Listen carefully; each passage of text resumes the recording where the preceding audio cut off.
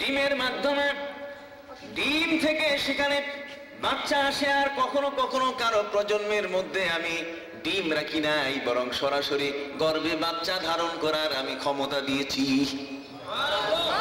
আর কোন প্রাণী জগতের মধ্যে এমন আছে যে প্রাণীর মধ্যে আমি গর্ভ দেই নাই, ডিমও দেই নাই, ডিমও দেই নাই, তারপর কন্যা গর্ভ ধারণ করারও কোনো সুযোগ দেই নাই। গর্ভ ধারণ করবে না আর ডিমও পারবে না, অথচ তার বংশ বেঁচে আছে। সুবহানাল্লাহ। ভাইরা আমার, আফ্রিকার জঙ্গলে একটা পাখি, যেই পাখিটার নাম হলো কোকোনাস পাখি। কোকোনাস নামে একটা পাখি আফ্রিকার জঙ্গলের মধ্যে বাস করে। এই পাখিটার বয়স যখন 80 বছর, 90 বছর, 100 বছর পরিমাণ হয়ে যায়, এই পাখিটি তখন মৃত্যুর প্রহর গণনা করা শুরু করে, মৃত্যুর টাইম গণনা করা শুরু করে। আমাদের দাড়ি পাখি, চুল পাখি, তারপর আকাম ওকাম যা আছে সব করি, কি বলেন ঠিক না? কিন্তু জগতের প্রাণীগুলো যখন বৃদ্ধ হয়ে যায় তখন কিন্তু তারা মৃত্যুর প্রস্তুতিতে পরিপূর্ণ মনোযোগী হয়ে যায়। তাদের সর্বশেষ প্রস্তুতিটা হচ্ছে যে এখন মৃত্যুর কোলে ঢলে পড়তে হবে। প্রাণীরা পর্যন্ত মৃত্যুর অনুশীলন করে, মৃত্যুর জন্য প্রস্তুতি গ্রহণ করে। ভাইদের খেদমতে আরজ করতে চাই, কোকোনাস নামের পাখিটি আফ্রিকার জঙ্গলের মধ্যে যখন বৃদ্ধ হয়ে যায়, এই বৃদ্ধ পাখিটির কোন সন্তান প্রজননের নিয়ম নাই, এটা ডিমও পারে না, গর্ভও ধারণ করে না। অথচ আল্লাহ পাক রব্বুল আলামিন সেই পাখিটির বংশকে পৃথিবীর মধ্যে তিনি জীবিত রেখেছেন। পাখিটি 80-90 বছর বয়স হলে ওই মুহূর্তে মৃত্যুর প্রহর যখন গণনা শুরু করে যে আমি আর পৃথিবীতে বেশি দিন নাই, তোর আফ্রিকার জঙ্গলের চন্দন কাঠগুলো জোগাড় করা শুরু করে। চন্দন কাঠের টুকরা, উপরের খোসা ছালগুলো জোগাড় করে করে একটা ফাঁকা জায়গার মধ্যে স্তূপ করতে থাকে। বছরের ফাল্গুন এবং চৈত্র মাসে যখন প্রখর রৌদ্র পড়ে, ওই রৌদ্র পড়লে চন্দন কাঠগুলো শুকিয়ে একেবারে টনটনা হয়ে যায়, শুকিয়ে এটা পোড়াবার উপযুক্ত হয়ে যায়। কিতাবের মধ্যে লেখা হয়েছে, আজাইবুল মাখলুকাত কিতাবের মধ্যে লেখা হয়েছে, পাখিটি তার বংশ ধরে রাখার জন্য, পাখিটি তার বংশকে ঠিক রাখার জন্য মৃত্যুর প্রস্তুতি হিসাবে চন্দন কাঠগুলো ফাল্গুন চৈত্র মাসের রৌদ্রে শুকাইয়া ওই চন্দন কাঠের স্তূপের মধ্যে ডিবির মধ্যে বসে যায়। পাখিটির নাকের মধ্যে 27টা ছিদ্র আছে। কয়টা? আপনার কথা কইতেছেন না যে কয়টা? আসেন না, কোরআন কেন আমরা পড়ি, কেন মাদ্রাসায় কোরআন পড়া হয়? দুনিয়ার সর্বত্র আজকে কোরআন সবচেয়ে বেশি আলোচিত একটি ধর্মগ্রন্থ। কথা বুঝতে পারছেন?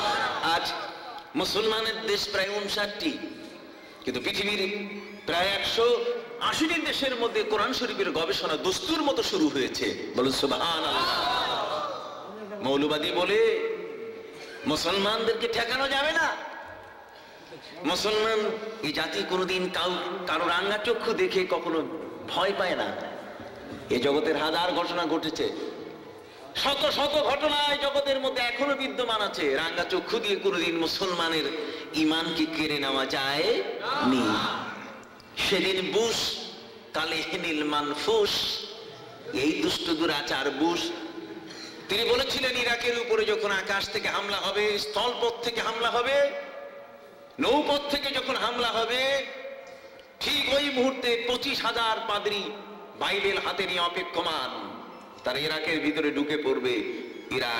ইরাকের মুসলমানদেরকে তারা বাইবেল পন্থী বানিয়ে ছাড়বে, খ্রিস্টান পন্থী বানিয়ে ছাড়বে।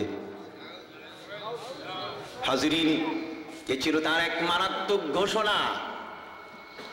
কিন্তু আল্লাহর মেহেরবানি আজকের এই সময়কাল পর্যন্ত দীর্ঘ 7-8টি বছর কেটে যাচ্ছে। হাজরিন, তার বেশি সময়কাল কেটে যাচ্ছে। ওই 25,000 পাদ্রী, 25,000 বাইবেল হাতে নিয়ে ইরাকের ভেতরে ঢুকেছিল। একজন ইরাকি কেউ মুসলমান থাকতে দেবে না, কোরআন ছিনিয়ে নিবে, কোরআন থেকে বিচ্ছিন্ন করে ফেলবে, ঈমান হারা করে ফেলবে। কিন্তু আল্লাহর মেহেরবানি মুসলমানদের ইজ্জত লোপাট হচ্ছে। মুসলিম নারীরা, মুসলিমা নারী যারা, তারা বিপদগ্রস্ত, শিশুরা পর্যন্ত বিপদগ্রস্ত, বৃদ্ধরা পর্যন্ত বিপদগ্রস্ত, মুসলমানরা দারুণ ভাবে সেখানে বিপদগ্রস্ত। যে কারবালার আগুন সেদিন জ্বলে উঠেছিল, ইমাম হুসাইন রাদিয়াল্লাহু তাআলার ওই সময় একই পরিবারের ৭২ জন মানুষ ফোরাতের প্রান্তরে কারবালায় যে ঘটনাটি ঘটেছে, যে আগুন জ্বলেছে, আজও কারবালার আগুন নিভে নাই। এখনো কারবালায় আগুন দাউ দাউ করে কি জ্বলছে। হাজিরিন, কত শত ঘটনা ঘটে গেল। সেই ইরাক আজ মজলুম একটি দেশ, আজ বেঈমানদের হাতের কিরানকে খেলনার পাত্র, খেলনার পুতুলের মতো হয়ে গেছে। অথচ আল্লাহর মেহেরবানি, এত বছর ধরেও মার্কিনীদের হামলার পরও, বাইবেলের হামলার পরও, তাদরিদের হামলার পরও তারা একজন ইরাকি মুসলমানকে খ্রিস্টান বানাতে পারে নাই। জোরে বলেন সুবহানাল্লাহ। নারায়ে তাকবীর।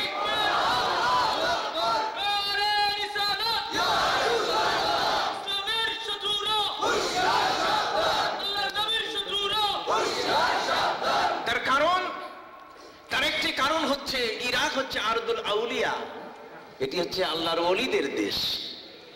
জোরে বলেন কার দেশ? আল্লাহর ওলিদের দেশ। এটা আল্লাহর নবীদের দেশ, আরদুল আম্বিয়া, এটা আরদুল আউলিয়া।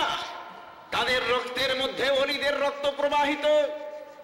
হযরতে বড় পীর আব্দুল কাদের জিলানীর রক্ত তাদের রক্তে প্রবাহিত, তাদের রক্তের ভেতরে প্রবাহিত হয়ে আছে। হযরতে ইমাম আহমদ বিন হাম্বল, ইমাম আবু হানিফা, তাদের রক্তের ভিতরে প্রবাহিত হয়ে আছেন। সররে সখতি, তাদের রক্তের মধ্যে অসংখ্য গণিত ওলিয়া উলিয়া পীর মাশায়েখ রক্তের ভিতরে ঢুকে বিদ্যমান আছেন।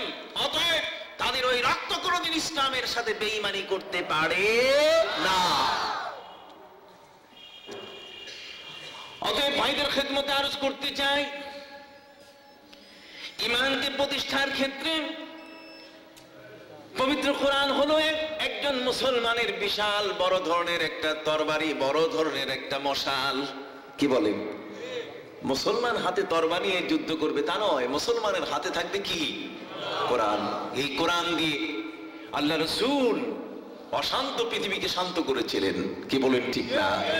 এই কোরআন দিয়ে হযরতে উমর 10 বছর 5 মাস শাসন প্রতিষ্ঠা করেছিলেন, সেটি সুশাসন।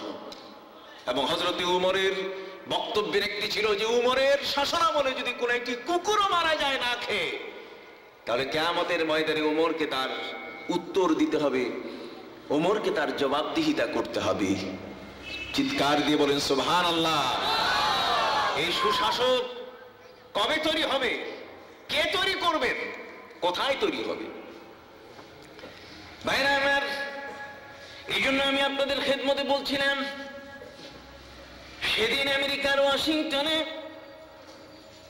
ওই জাতিসংঘের সাধারণ পরিষদের গেটের মধ্যে একটি বাণী চিরন্তন, সারা পৃথিবীর সমস্ত দেশের রাষ্ট্রপ্রধানদের সকলেই যেন মেনে নিতে পারে, নাগরিকরা যেন মেনে নিতে পারেন, এমন একটি বাণী সেখানে লেখা হোক। 178টি অথবা 173টি দেশ থেকে বাণী এসেছে। মুসলমান তাদের পক্ষ থেকে কোরআনের বাণী পাঠিয়ে দিয়েছে। বলো সুবহানাল্লাহ। মুসলমান পবিত্র কোরআনের যে বাণীটি পাঠিয়ে দিয়েছে সূরা হুজুরাত থেকে, ইয়া আইয়ুহান নাসু ইন্না খালাকনাকুম মিন যাকারিন ওয়া উনসা। কোরআনে হাকিমের আয়াত। হে বিশ্ববাসী, পৃথিবীর যে কোনো ধর্মের তুমি হও না কেন, যে কোনো রাষ্ট্রের তুমি মালিক হও না কেন, নাগরিক হও না কেন, পুরুষ আর নারী দুই ভাগে আমি তোমাদেরকে সৃষ্টি করেছি, দুই শ্রেণীতে।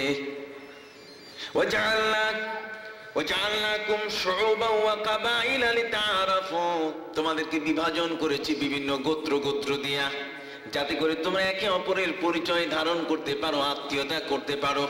তবে মনে রাখবে, ইন্না আকরামাকুম ইনদাল্লাহি আতকাকুম, তোমাদের মধ্যে সর্বোৎকৃষ্ট ব্যক্তি সেই যে তোমাদের মধ্যে সবচেয়ে বেশি ভালো মানুষ পরহেজগার, যার বিরুদ্ধে মানুষ তো দূরের কথা, আল্লাহর ফেরেশতাদেরও কোনো অভিযোগ নাই।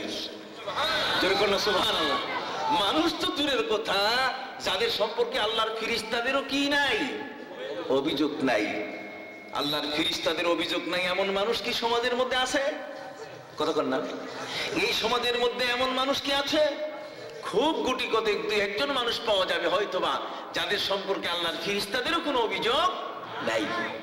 কিন্তু সারা পৃথিবীতে যদি আমরা আজকে লক্ষ্য করি, দেখব এই কোরআন আমাদেরকে যে জীবন্ত জ্ঞান দান করেছে, কোরআন আমাদেরকে যে হেদায়েতের মশাল দিয়েছে, কোরআন যে নূর আলোক উজ্জ্বল এক বর্তিকা দিয়েছে, তা এই পৃথিবীতে অন্য কোন ধর্মগ্রন্থে খুঁজে পাওয়া যায় না।